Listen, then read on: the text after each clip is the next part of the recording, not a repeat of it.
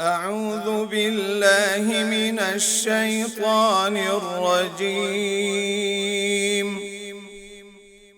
بسم الله الرحمن الرحيم.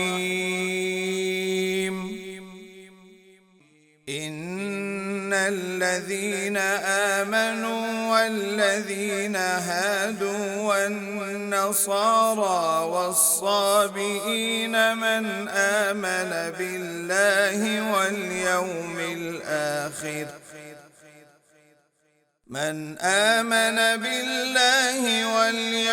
الآخر وعمل صالحا فلهم أجرهم عند ربهم ولا خوف عليهم ولا هم يحزنون.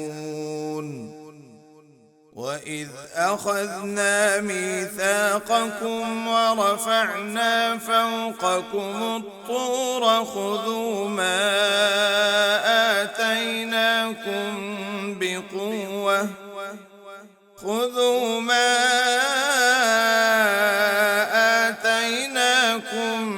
بقوة واذكروا ما فيه لعلكم تتقون.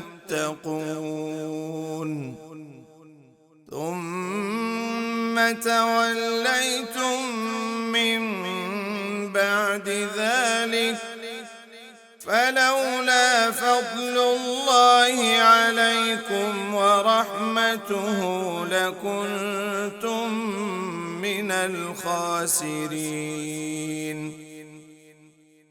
ولقد علمتم الذين اعتدوا منكم في السبت فقلنا لهم كونوا قردة خاسئين فجعلناها نكالا لما بين يديها وما خلفها وموعظة للمتقين. وإذ قال موسى لقومه